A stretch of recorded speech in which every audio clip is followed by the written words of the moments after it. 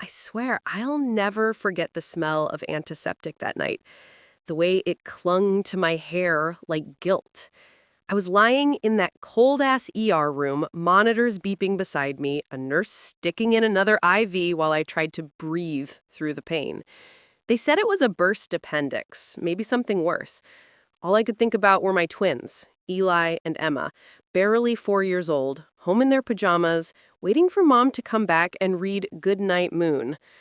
I grabbed my phone and called my parents. Dad answered, slurring a little like he'd already opened the wine. "Patricia, what now?" I told him the situation. I needed someone to stay with the kids, just for the night, until I was out of surgery. Silence. Then Mom's voice cut in, loud and sharp. "Patty, we can't, honey. We've got Elton John tickets tonight. Your sister surprised us." I blinked up at the ceiling, thinking I misheard her. "Mom, I'm literally being prepped for emergency surgery," I said, my voice breaking. "I just need you for a few hours." She sighed, long and dramatic. "You always need something. You've turned into such a burden lately. Can't you hire someone?" My heart cracked right then. I'd paid off their mortgage last year, bought them a Tesla, covered my sister's damn grad school when she dropped out twice, but now I was a burden. I don't even remember hanging up. I just stared at the sterile ceiling and thought, wow, I really don't have anyone but myself.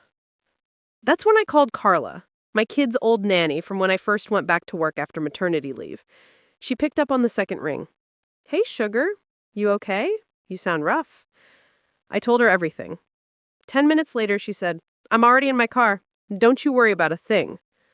By the time they rolled me into the OR, I knew at least my babies would be safe. But when I woke up, my phone was lit up with missed calls from Mom, Dad, and my sister Daisy. I didn't answer any of them because in those hours, something inside me had hardened. Something that used to bend finally broke. When I got home 2 days later, the twins ran to me, arms wide, faces sticky with pancake syrup. Carla was sitting on the couch reading them stories, looking like she'd never left. "Your folks never showed," she said softly. I nodded. They won't ever again. That night, I typed out a message to my family group chat. "I'm done. Don't call, don't text, and don't expect another cent.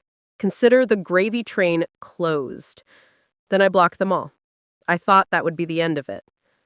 I was wrong. 2 weeks later, I heard a knock at my gate, the kind that's not polite, but deliberate, like someone's about to ask for something they don't deserve. Through the camera feed on my phone, I saw my parents standing there, designer sunglasses, matching fake smiles, and behind them, Daisy, in a white dress, holding a stack of papers. Carla glanced at me, whispering, "You want me to call security?" I shook my head. "No," I said, pressing the intercom. "Let's see what kind of performance they've got for me this time." Dad spoke first, his voice oily. "Patty, sweetheart, we just wanted to talk." Mom waved like I was a damn fan at one of her charity luncheons. "You look amazing, darling. We've missed you." I leaned closer to the mic. "You missed me? You mean the money." Daisy rolled her eyes. "Can you not be dramatic for once? We just want to fix things." "Fix?" I laughed. "You left me to die on a hospital bed because of an Elton John concert." Mom's smile faltered. "We thought you'd exaggerate like you always do. You've always had that flair for attention." My blood boiled. "You know what's funny?" I said. "I was the one who got you those tickets." They blinked, confused. I got them through my client's PR agency, the same client who just signed a deal worth $50 million. Mom's hand twitched. "Oh, well, that's nice, dear." I stepped out through the gate, dressed in silk pajamas, no makeup, but feeling like steel. You're standing on property you don't own, asking forgiveness you don't deserve, and pretending you didn't destroy the last shred of family I believed in. Dad straightened, annoyed now. "You can't just cut us off. We're your parents." "Exactly," I said. "You were supposed to protect me. Instead, you made me feel like I owed you for existing." Daisy scoffed. Oh, please stop playing the victim. You've always been the spoiled one. Maybe this is karma. I stared at her, feeling that old ache, the one from every childhood Christmas where she got the new iPhone and I got the practical gift. No, I said quietly. This is just the start. They had no idea what that meant. Not yet, but I did. Because the thing about money, it's a tool, and I was about to use mine to build something they couldn't touch and burn everything they thought they owned. As I turned back toward my mansion, I caught Daisy's reflection in the gate glass, her whispering something to Mom, her eyes glinting with envy. "She's bluffing," she said. I smiled. Let them think that. Let them underestimate me. That's when they lose. That's when I win. 2 weeks after that gate scene, I found out exactly why Daisy showed up that day, and it had nothing to do with family. She wanted something, and she was willing to destroy everything to get it. 2 weeks after that showdown at my gate, life had gone eerily quiet. Too quiet. The twins were back at preschool, Carla was basically family again, and I'd started easing back into work at the firm, managing luxury estate contracts for the kind of people who thought tipping $50 made them saints. But even with the chaos of deadlines and play dates, I couldn't shake that feeling, like something was crawling under my skin, waiting to surface. Then, one Monday morning, my assistant, Shelby, burst into my office, eyes wide. Patricia? There's someone here to see you. Says it's urgent." I looked up from my laptop. "Tell them to schedule an appointment. She says it's family." My stomach dropped. And sure enough, when I walked out to the lobby, there she was, Daisy, looking like she'd stepped out of a luxury influencer's dream. White blazer, gold jewelry, a smug little smile that made my blood pressure spike. "What the hell do you want?" I asked, keeping my voice low. She laughed, a short, fake giggle. "Relax, sis. I'm not here to fight. I'm here to talk business." "You don't have business," I snapped. "You have drama." "Actually," she said, pulling out a sleek folder from her bag, "this might interest you." She slid it onto my desk. I opened it and froze. It was a proposal for a luxury wellness resort backed by a massive investor group out of Silicon Valley. My firm's name was on it. My signature, digitally forged, was at the bottom. "You've got to be kidding me," I said, flipping through the pages. "You forged my approval?" Daisy crossed her legs. "Oh, come on. You're barely in the office half the time. Someone had to make moves. I'm just expediting the process." "Expediting?" I hissed. "You could get me sued." "Relax," she said again, like she was trying to hypnotize me. "This is a win-win. You get credit for the project, I get my cut. Everyone wins." "Except it's fraud, and you just admitted it to me." Her smile faltered for a half-second, then snapped back. "You wouldn't turn in your own sister." I stepped closer, voice ice-cold. "Try me."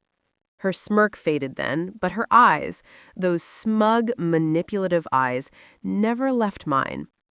"You've changed," she said. "You used to be soft."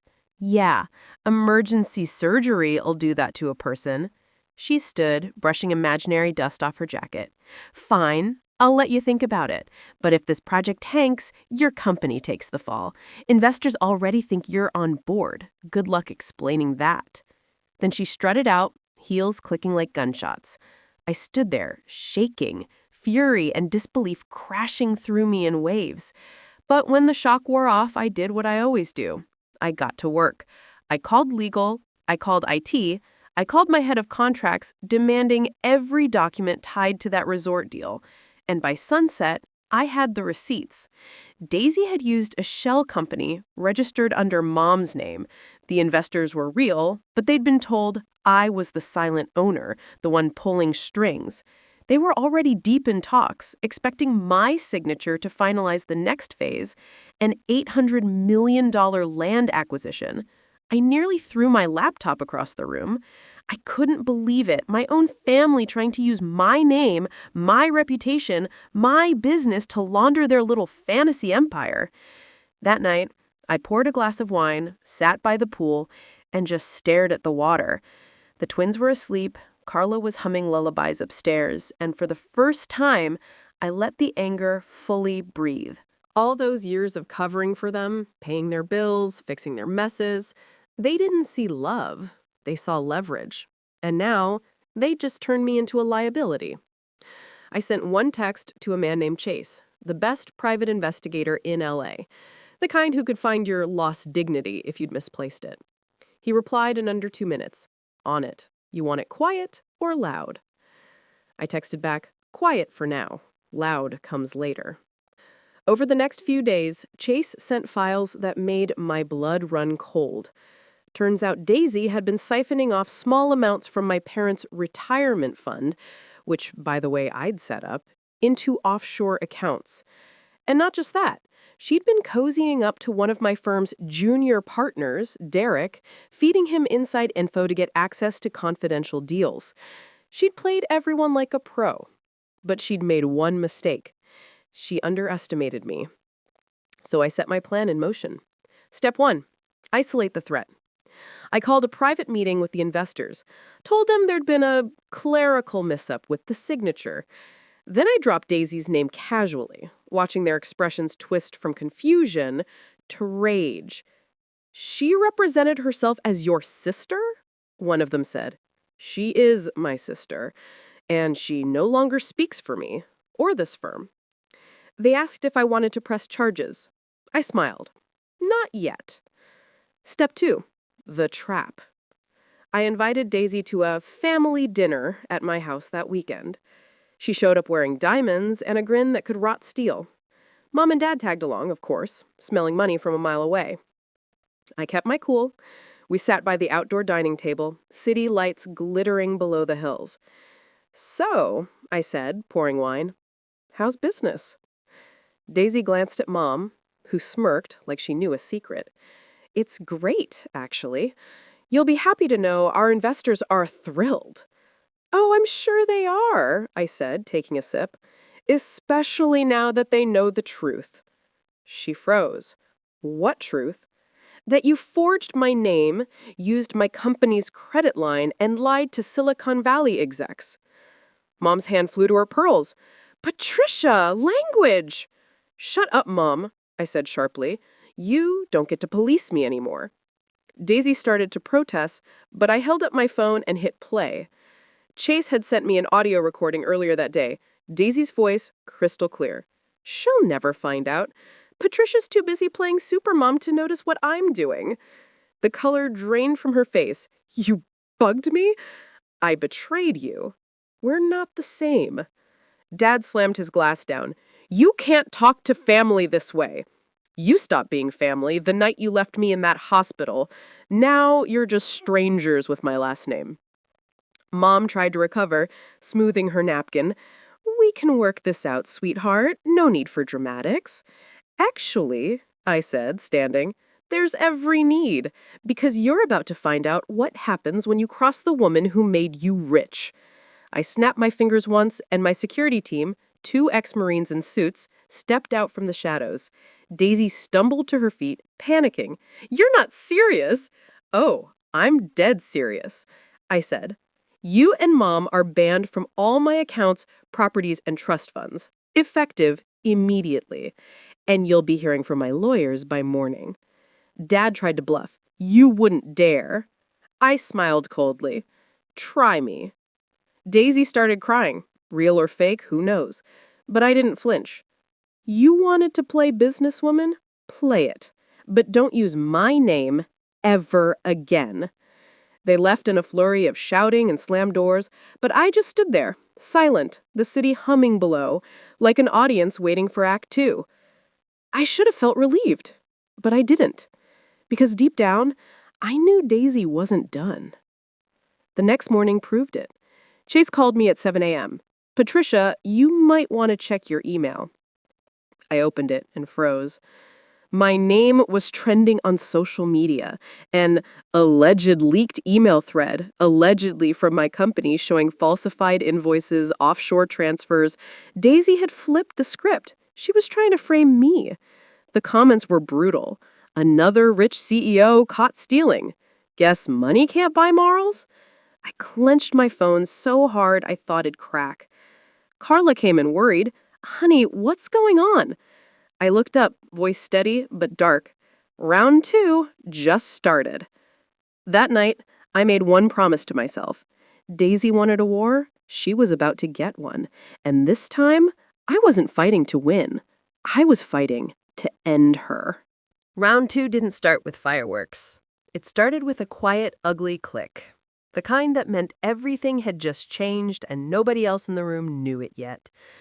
I sat at my kitchen island, lights low, twins asleep upstairs, Carla folding baby onesies like a human metronome, and I watched the hate streams roll across my phone like a slow-moving storm. Daisy's smear had traction. Fake emails, doctored invoices, a branding hit piece pushed to cult accounts, and then picked up by a gossip blog hungry for blood.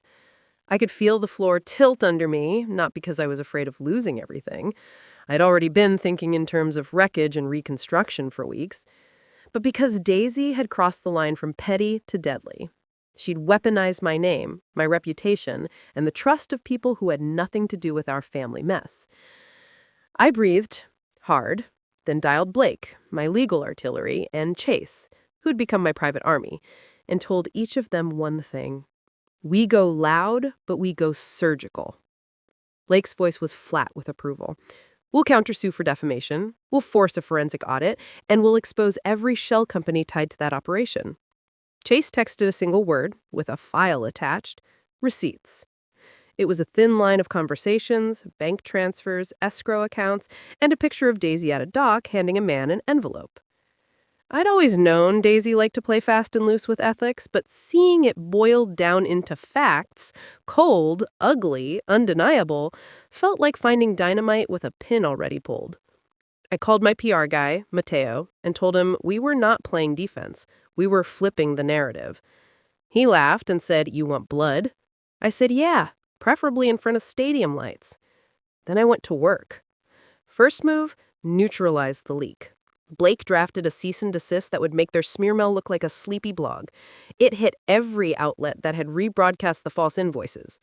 Next, we staged a controlled release, call it a counterblow, where my firm published verified, signed documents proving the exact dates and signatures of every legitimate transfer, matched against timestamps and blockchain hashes that made forgery look amateur.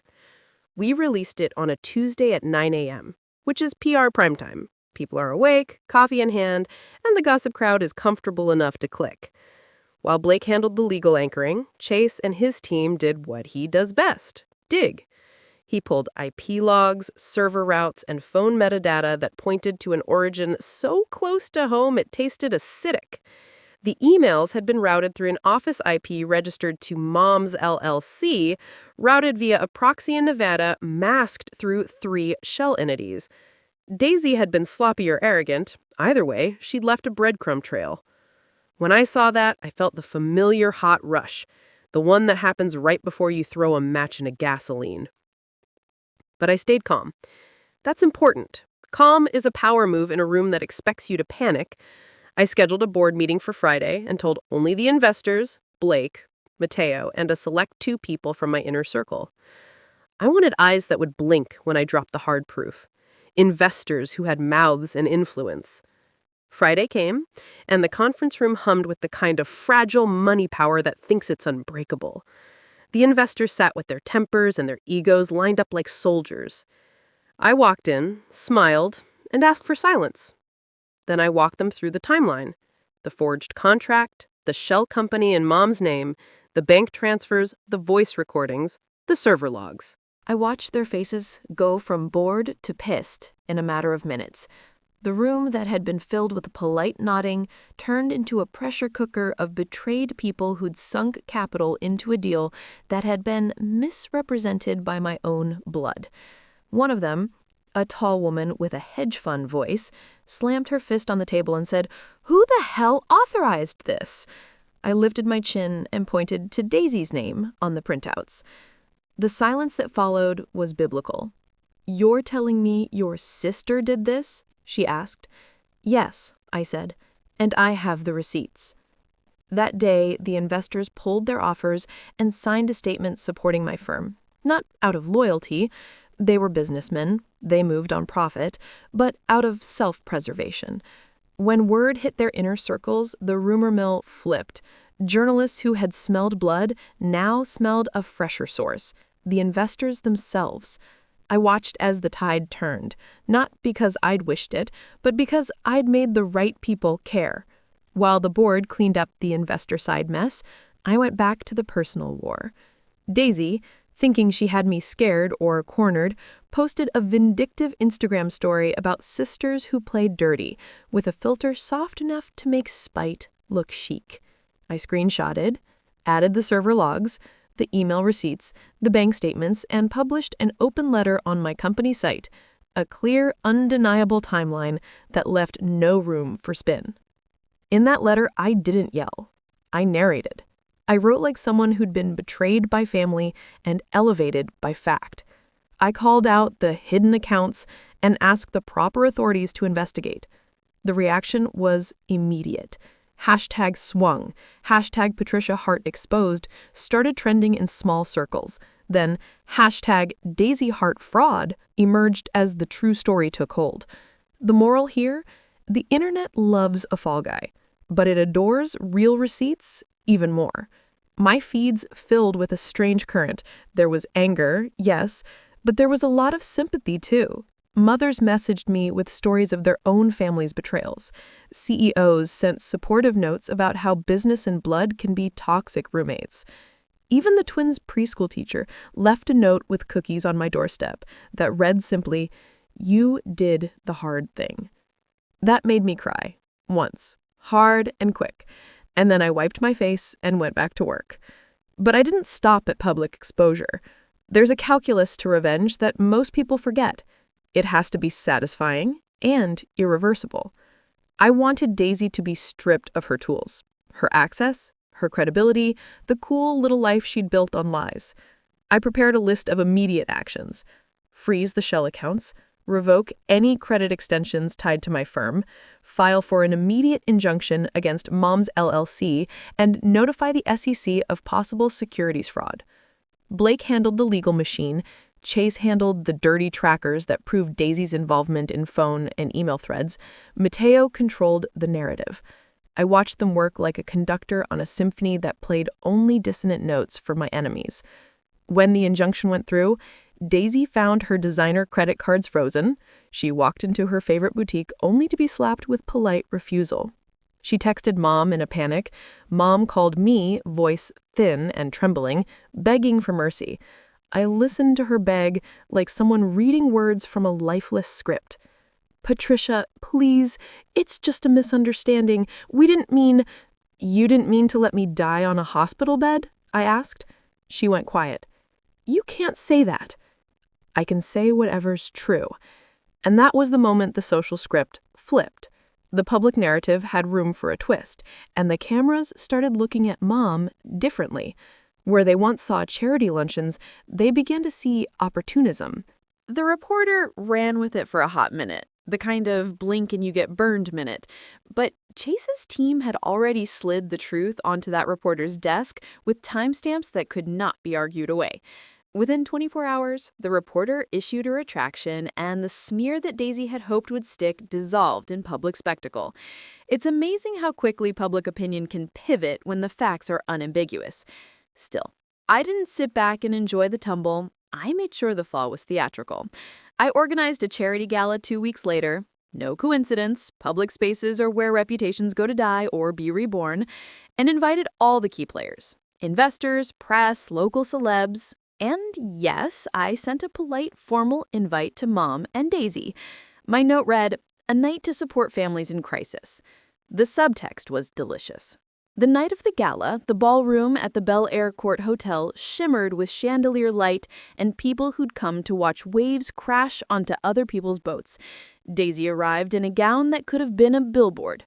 Mom smiled like someone who still believed in costumes and applause. I hugged a few people, smiled wide, and when the MC called for a speech, I asked for the mic. I walked onto the stage like a queen and spoke about family, responsibility, and the cost of betrayal. I didn't mention names. I didn't need to. I told a story instead. A woman who gave everything to lift others, who was repaid with lies, and who chose not revenge, but to set an example by exposing fraud. My words landed like hammers. Cameras caught Daisy's face as the room turned cold. She mouthed something to Mom, but the words flew like confetti and meant nothing. After my speech, I revealed the gala's surprise, a public posting of the legal actions taken against the shell companies and the statement from the investors withdrawing support, displayed on a giant screen behind me. The crowd gasped. The reporters whispered. Daisy's phone buzzed like something alive and angry. I can't tell you the exact rush that went through me when I watched her fortune unravel in real time, that old vile surge that feels like vindication and grief braided together. But I'm not a monster. I tried to spare the twins the spectacle. I had Carla keep them in a quiet room upstairs with cookies and cartoons, but kids notice tension like blood senses the sea. Eli and Emma asked why Grandma and Aunt Daisy weren't at their tea party that weekend. I told them simply, they're learning the hard way about being kind. That was true enough and simple enough for them to hold. The law took its course. Daisy was subpoenaed, the SEC opened an inquiry into the shell companies, Mom was called in for questioning. The late-night hosts had a field day, mean petty joy dressed as cultural commentary. But the investors were cleaner and sharper. They wanted restitution and distance. Daisy's social media collapsed. Followers fell off like leaves in a drought, brands dropped influencer contracts, and the boutique calls stopped coming. Money evaporates fast when the banks smell bad paperwork. I won the public war, but there's a difference between winning headlines and winning the private war inside your bones. I found a strange hollowness after the initial victory. The payoff didn't taste like I'd imagined. Exposure is a blunt instrument. It cuts both ways. For days, I lay awake thinking about why this gnawed at me. Was it the loss of family, or the fact that I'd built a life so dependent on being the fixer that I hadn't learned how to be the woman who demanded better? In that quiet, I realized the next phase had to be about restoration, not just ruin. I called a meeting with my financial advisors and told them to prepare restorative actions, funds to stabilize any clients affected by the misinformation, an emergency trust to protect my kids' future, and a PR campaign focused on community and healing. I needed to be the hero in a way that couldn't be weaponized. That week, I also did something unexpected. I reached out to Mom with a single line in a text. There's accountability and there's mercy. You choose. I meant it. Sometimes the hardest part of revenge is remembering your own humanity. Dad, stubborn as a mule, refused to respond, and Daisy sent a note that read like a feint. I was desperate. I'm sorry. Sorry is a small word. My lawyers advised against taking mercy. Lawyers are rarely poets, but I didn't give them everything. I offered a conditional meeting under cameras. Daisy would sign a restitution agreement, publicly apologize, and enroll in a financial ethics program. In return, I'd remove the harsher penalties and set up a monitored path for her to work, not play, in the world she had attempted to exploit. It was a bargain born of ego and pragmatism. I wanted her accountable, not forever ruined. Publicly, this made me look merciful. Privately, it trapped her in a contract that would keep her from ever weaponizing my name again. She signed, on camera, her face a mask of resentment and calculation. The court of public opinion chewed the spectacle and spat out an odd stew of admiration and skepticism.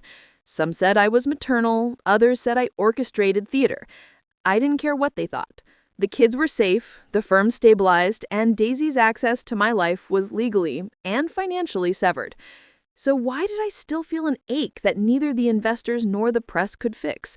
Because in the middle of the noise, someone else was moving, someone that I hadn't seen in my periphery. Mason. The rumors started as a whisper, that he'd been watching, that he'd learned a few survival tricks from our mutual past, and that he was offering a private equity firm a chance to buy into the chaos and flip it. I didn't know if it was true, but the idea of another player circling smelled like trouble. I made one more call that night. Chase answered before I even said anything. Find him. quietly. He replied, "Got you." My hands trembled for a moment, not from fear, but from the realization that war never really ends. It just shifts fronts.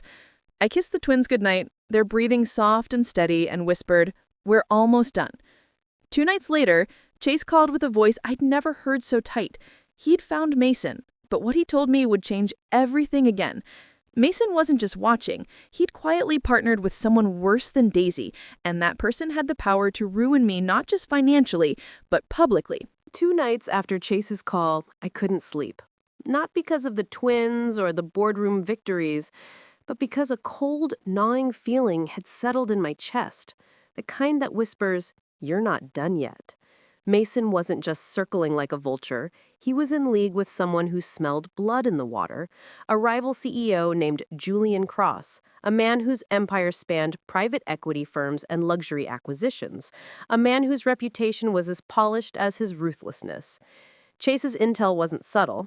Julian had been quietly buying up Patricia Hart contracts, threatening hostile takeovers, and funneling information from Mason, my Mason, the one I'd once trusted, the one I thought I could read like a comic book, to manipulate my investors, stir panic in my board, and destabilize the public perception of my firm. My stomach twisted. I'd thought Daisy was the peak of betrayal, that she'd been the storm, but this was a hurricane, and it wasn't coming. It was already inside the gates. I paced my marble-floored kitchen, the city lights glittering below like currency, every reflection of myself fractured across the stainless steel appliances, and I realized something that made the back of my neck prickle. Julian didn't just want my company, he wanted my life as collateral. My reputation, my fortune, my hard-won credibility, all the things I'd bled to protect, all the things Daisy had only scratched the surface of. I called Blake, my legal general, and spilled everything I had. Julian Cross, Mason's alliance, the potential hostile bids, investor panic already seeded through whispers in the corridors of power. Blake didn't flinch. We play it smart, we play it loud, and we make sure the market sees the truth before they get to act on lies. I nodded, sipping wine that tasted like molten steel, because I knew the stage I was about to set would be both public and merciless. The next morning, Mateo, my PR strategist, called me with an adrenaline-laced voice. "The gala this weekend, the investors, media, and select industry VIPs? Perfect timing. Julian will be there." I smiled, teeth sharp, because the gala wasn't just a party. It was a battlefield, and I had already scripted the ambush. By Friday, the mansion was a hive of crystal glasses, designer gowns, and press cameras, the kind that track your every blink like it's a financial decision, and the chandelier lights reflected off the polished floors, creating 1,000 points of attention that were all mine to command. Mason arrived first, looking too casual for the stakes, wearing a linen suit that smelled of overconfidence and old perfume. Julian came later, flanked by a retinue of lawyers and aides, scanning the room like a predator who's never encountered a lion that bites back. I floated among the guests with a grace I had honed over years of being underestimated, greeting journalists, whispering a joke here, a nod there, while my internal compass ticked off the exact moment to strike. Blake sat at a corner table, tablet open with real-time intel, Chase leaning against a pillar with his phone locked on Mason's texts and Julian's movements, and Mateo hovering nearby with a grin that was equal parts pride and mischief. The twins were upstairs with Carla, safe, laughing, the innocence I couldn't let Julian touch in any metaphorical or literal sense. I finally stepped onto the small stage we'd set up for the gala's official announcement, took the mic, and let the room settle like it always does before the drop of a hammer. "Thank you all for coming tonight," I began, voice smooth but carrying ice. "This evening is about celebrating achievement, growth, and transparency in our industry. But it's also about accountability." Julian shifted, Mason's lips tightened, and I felt the room tilt slightly toward curiosity, that collective breath before a reveal. "Recently," I continued, I clicked the remote, and the screen behind me lit up with a digital timeline of transactions, emails, server logs, and internal chat threads. Proof of collusion between Mason and Julian. The crowd gasped, Some journalists whispered. The air tasted electric. "This is the truth," I said, eyes locking on Mason, who was frozen mid-smile, a deer and headlights, because I had not only expected him but anticipated every move. Mason Hart, whom I trusted, shared confidential company information with Julian Cross, a competitor with a clear interest in taking over our firm, destabilizing our investors, and weaponizing my name for profit. Julian's face went white. Mason's expression flickered between panic and calculation. "You might have thought this room was blind," I said, voice rising. Just enough for every word to slice through the murmurs. "But I've got the receipts. Every transfer, every email, every whispered word in your favor. It's all documented." Blake stood behind me, nodding, subtly, phone already sending copies to key investors. Mateo's team live-streamed the revelation to a select group of media contacts, pre-vetted for impact. Julian sputtered, trying to salvage his image, but the optics were catastrophic. A public betrayal of trust, a collusion with a trusted insider, all exposed on a stage that thousands would read about the next morning. Mason made a move, leaning toward me, voice low, desperate. "Patricia, this isn't what you think. I can fix it." "Fix it," I cut him off, stepping down from the stage with the mic still in hand. "You sold me out, Mason. You sold my company, my investors, and my life to a predator. And now the only fix is accountability." I signaled Blake, who pressed a button, and the screen updated to show internal memos from Julian's office discussing buyout strategies using my firm's funds, complete with Mason's approval stamps. The crowd murmured louder, some taking notes, others filming, all eyes now glued to the unraveling spectacle of two men who had underestimated me. Julian's PR team tried to interject, waving legal documents, threatening lawsuits in hushed tones, but Mateo had already leaked the sanitized but undeniable evidence to the press waiting outside. Mason tried one last appeal, voice cracking. "Patty, I can explain." "Explain?" I laughed, a sound that bounced off the marble and glass. "You betrayed me publicly, financially, emotionally. There is nothing to explain." I turned back to the audience, raising my chin, letting the light catch the edges of my diamond earrings, just enough to glint like armor. "Let this be a lesson. Trust is earned, not assumed, and betrayal has consequences." The cameras clicked in rhythm, flashes igniting, capturing Julian's scowl, Mason's panic, the whispers spreading faster than any rumor.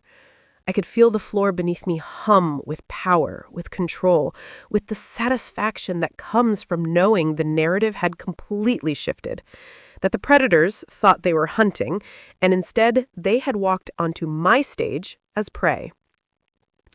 Julian's empire was already feeling tremors. Investors pulled preliminary offers, internal communications leaked, reputations hanging by threads. Mason's credibility evaporated in real time, his previous confidence reduced to nothing more than a cautionary tale. I finally stepped away from the stage, letting the press swarm and the whispers of CEO Queen ripple through the room. Upstairs, the twins were asleep, safe, unaware of the chaos their mother had choreographed into an art form of revenge and justice. I took a deep breath, looking at the city beyond the terrace, Los Angeles sparkling under twilight, indifferent to human schemes, yet the perfect backdrop for a queen reclaiming her throne. Chase touched my shoulder lightly. "You okay?" I nodded, voice steady, but inside the adrenaline still roared. "Better than okay. The war isn't over, but the battlefield? I just leveled it." That night, as I watched the news coverage explode across networks and social media, my phone buzzed with a private email from Julian himself. Subject line, "This isn't over, Patricia." And I knew in that moment the war had shifted from exposing betrayal to surviving the wrath of a man who wanted to crush everything I'd built. And the next move would be the most dangerous yet. The morning after the gala, I woke to a storm. Emails, texts, investor calls, and news alerts exploding across every device I owned. A digital cacophony that felt like someone had thrown Molotov cocktails into my inbox while the city slept. Julian's response had been immediate and thinly veiled rage. Threats, ultimatums, and veiled legal maneuvering that reeked of desperation. Mason's messages pinged incessantly, a mix of guilt, panic, and pathetic flattery, as if my forgiveness could patch over his treachery, as if it had ever been about him at all.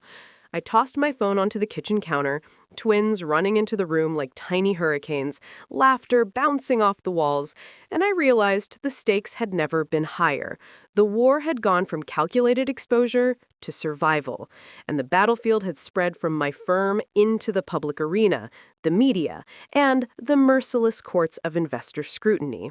Chase was already on the line, his voice low and urgent.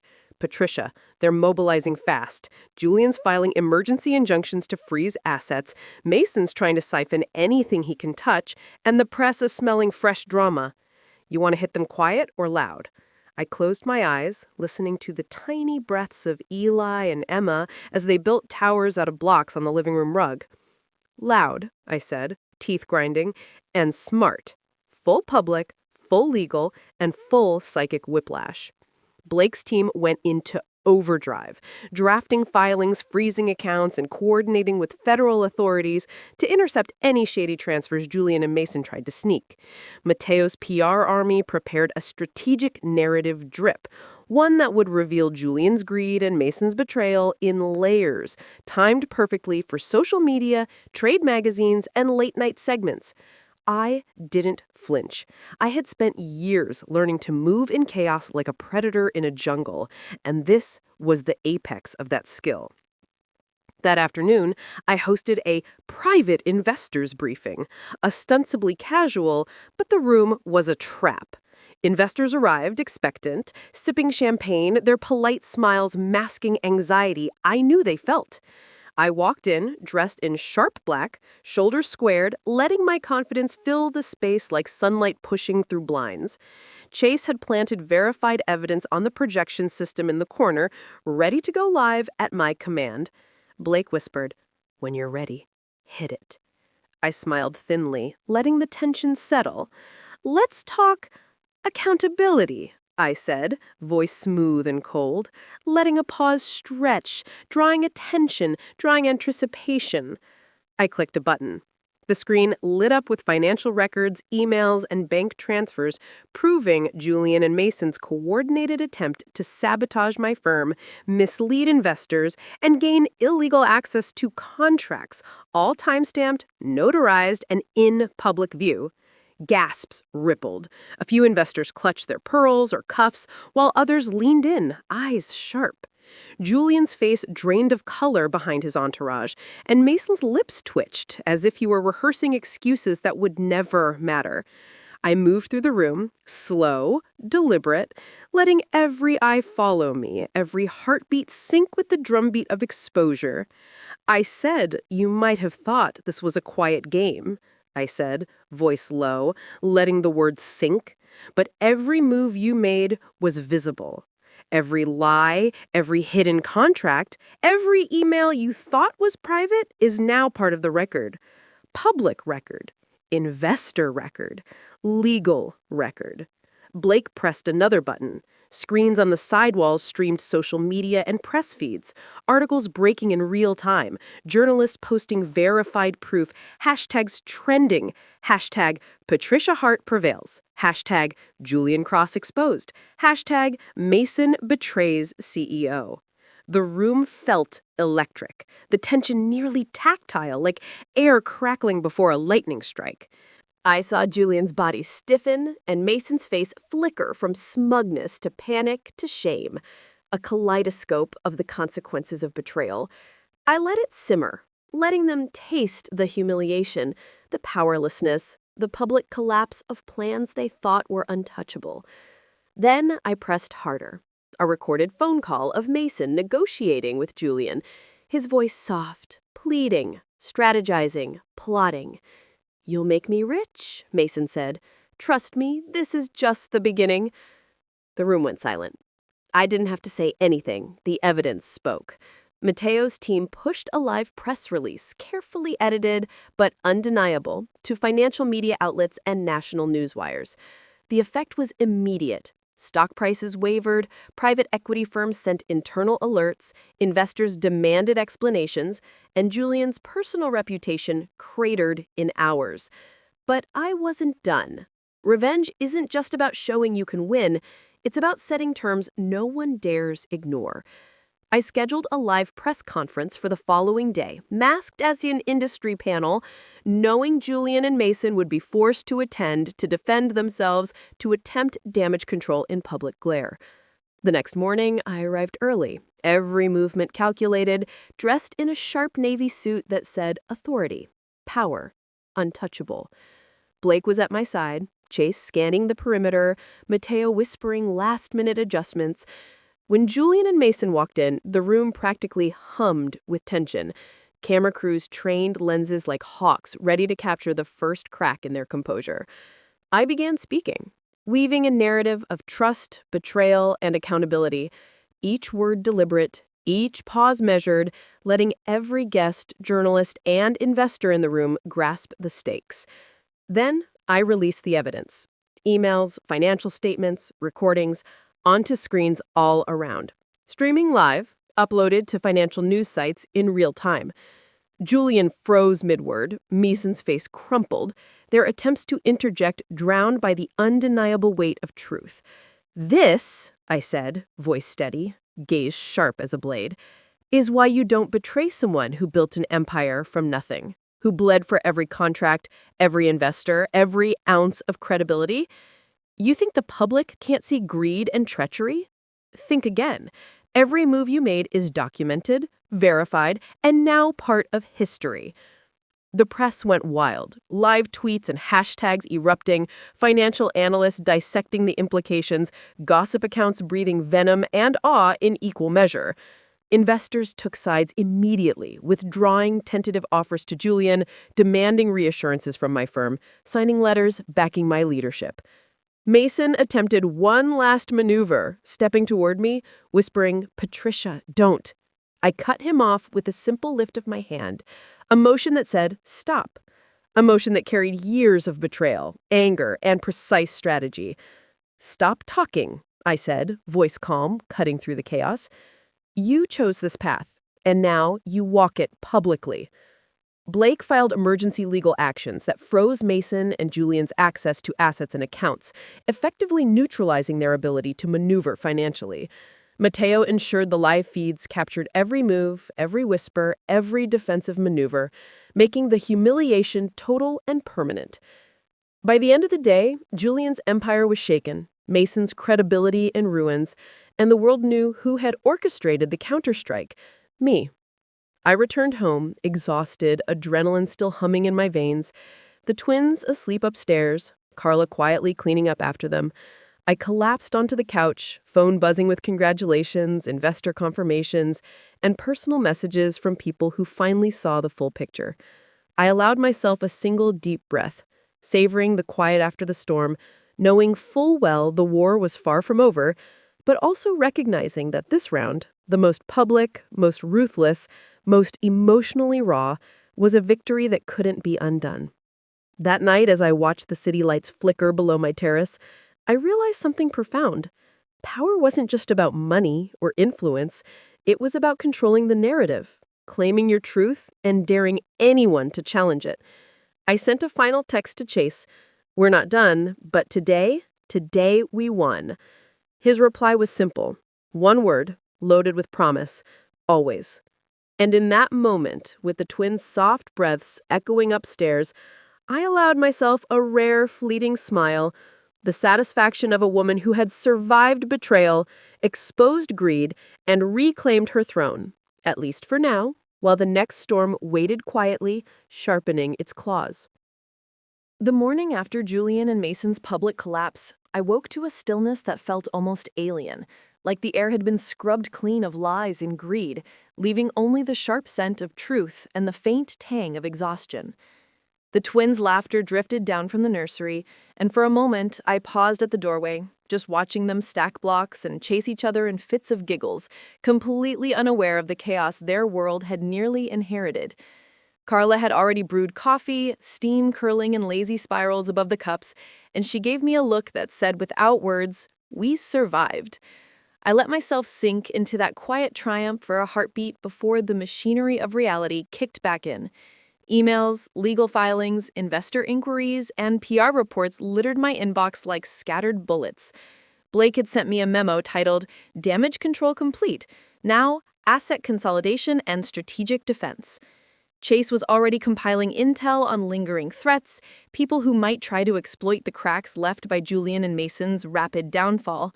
Mateo had prepared a follow-up media strategy, ensuring my victory narrative stayed dominant in every outlet, from financial trades to lifestyle blogs. But even with all this, there was something I couldn't outsource. The raw, gnawing truth that even after public triumph, the personal war, the one waged against betrayal, loss, and the fractures in your own flesh and blood, was far from over. I poured coffee, took a long sip, and called Mom. The line rang 3 times before she answered, her voice brittle, strained, like she was holding herself together with tape and pretense. "Patricia? Hello?" she said. I let silence stretch between us, long enough for her guilt to echo. "You made your choice," I said, finally, calm, but cold. "You can either step into accountability or step out of my life completely." She faltered, stammering excuses I didn't need. I hung up. That was my closure with her. Daisy, on the other hand, was a problem I could manage legally, financially, and publicly, but emotionally, she was still a venomous reminder of trust weaponized. I watched her attempts at public apology, monitored the slow drip of her social rehabilitation program, and knew that beneath every curated image and every PR-crafted statement was a girl who thought manipulation could replace growth. I let her flounder, knowing that for someone who thrived on control, surrendering even a fraction of it would sting like fire. Then there was Mason. God, Mason. That betrayal had cut deeper than Daisy's petty greed, deeper than Mom's enabling. Mason had once been a partner, a confidant, someone I had, foolishly, allowed inside the walls of my ambition and heart. He had exploited that trust, slithered through loopholes in my defenses, and nearly turned my empire into ash. Yet the sight of his panic during the press exposure, his scrambling to salvage dignity that no longer existed, gave me a dark satisfaction I couldn't deny. Blake had been tracking him relentlessly, and the reports showed Mason attempting to regroup to patch his reputation with whispers of alternative narratives. I smiled thinly at the screen. Every move he made was being countered. Every attempt to rebuild was being documented, audited, and exposed. I wasn't just winning, I was rewriting the rules of engagement for anyone who thought they could cross me. With the legal, financial, and PR machinery humming, I finally allowed myself to breathe and think about the personal side of victory, the part no court, no social feed, no investor meeting could ever replicate. I thought of Eli and Emma. I thought of the quiet nights on the terrace, the small breakfasts where pancakes were stacked high and syrup dripped down fingers, the bedtime stories where dragons and queens fought together against impossible odds. All of it reminded me why I had fought. Not for glory, not for social media applause, but for them, for the future I owed them, and for the woman I refused to become, someone who let betrayal define her life. I spent the next few weeks meticulously cleaning up the remnants of the war. Every shell company tied to Daisy or Mom's LLCs was either dissolved or frozen under court order. Investor relationships were repaired with transparent documentation, restitution payments, and personal meetings where I walked clients through the timeline, letting them see not only the chaos, but the precision with which it had been dismantled. Julian's empire collapsed further, his private equity deals scrutinized and frozen as regulatory bodies began investigating suspicious transfers. Mason's influence waned to nothing. The whispers of a comeback were quickly drowned by the reality of contracts he could no longer touch, assets he could no longer manipulate, and credibility that had evaporated entirely. Every night, I reviewed the progress with Blake and Chase, tweaking, adjusting, reinforcing. Mateo's media strategy had become a juggernaut of public perception. Stories about my firm's transparency and ethical fortitude dominated headlines, while coverage of Julian and Mason's failures spiraled into viral case studies. And yet, despite the victories, I felt a hollowness that was unfamiliar. I had dismantled enemies, reclaimed my empire, and orchestrated public spectacles that would be analyzed in business schools for years. But I still felt the ache of trust broken, of familial bonds corrupted, of love misused. It was a reminder that triumph in the public eye didn't heal private wounds. I knew the next step had to be personal, a reclamation of self beyond power, money, and revenge. I called Carla, my unwavering anchor, and we sat in the quiet kitchen, twins asleep upstairs, and talked about what had happened. I let her see the fatigue, the raw edges I never showed anyone else. I thought winning would feel bigger, I admitted, staring into my coffee. But it doesn't. It just feels necessary. Carla nodded. I soft.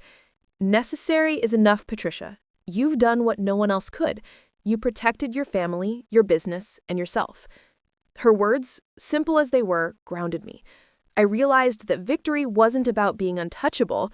It was about surviving the fire and learning to walk through it without burning the parts of yourself you couldn't replace. Then came the most delicate part, rebuilding trust with the people who mattered, starting with the twins. I implemented strict boundaries, ensuring no stray influences could reach them. I created educational funds, trust accounts, and a mentorship plan that would allow them to grow into independent, ethical, and powerful individuals, untainted by the chaos that had surrounded my own rise. I also took steps to restore my own sense of humanity. Therapy, meditation, and time with close friends became essential rituals. I allowed myself to grieve, to feel anger without judgment, to acknowledge the betrayal and the pain without letting it consume me. Slowly, I started opening my heart again, not fully, but cautiously. In the midst of all this, an unexpected ally emerged, an old client of mine who had witnessed the public spectacle and recognized the precision of my strategic thinking. They reached out with an offer of partnership, one that could expand my firm into new markets with full creative and operational control. It was an olive branch, but it was also a testament to the power of resilience and integrity. I accepted, carefully, knowing that every step forward had to be measured. Weeks turned into months. The public narrative stabilized.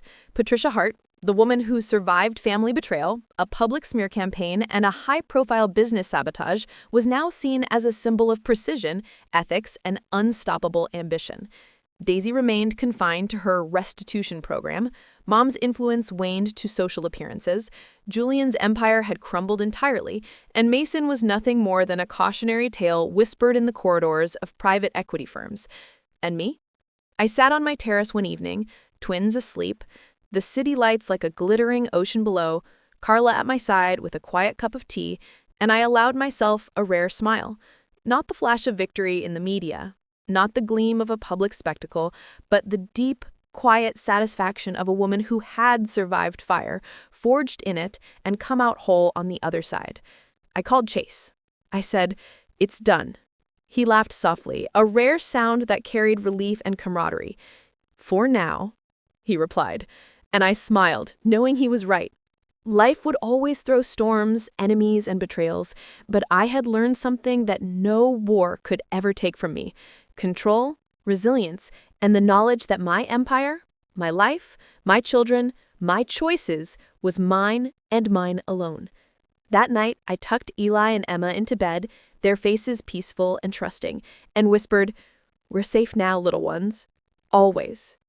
As I walked out onto the terrace, the city glowing beneath me, I realized the truth I'd clawed my way to. Victory isn't loud. It isn't dramatic. It isn't even public. Victory is quiet, controlled, and deeply personal. It's surviving the chaos, rebuilding the ruins, and walking forward without fear, knowing that nothing and no one can ever take your life, your name, or your dignity again. And for the first time in years, I felt it fully, the weight of peace. The moral of this story is that true power isn't measured by wealth, influence, or public acclaim. It's defined by resilience, integrity, and the courage to protect what truly matters. Betrayal, manipulation, and family disloyalty can shatter lives, but survival requires not only fighting back, but also knowing when to rise above vengeance and rebuild with purpose. Patricia's journey shows that ultimate victory comes from mastering both the external battles and the internal ones, safeguarding your loved ones, reclaiming your dignity, and choosing strength, control, and moral clarity over chaos and bitterness. In the end, survival is not just about defeating enemies, it's about reclaiming yourself. If this story touched your heart or made you feel every twist of pain and justice, don't forget to hit like and subscribe for more powerful stories like this. Your support means everything and keeps these emotions alive on screen. And before you go, leave your valuable thoughts in the comments.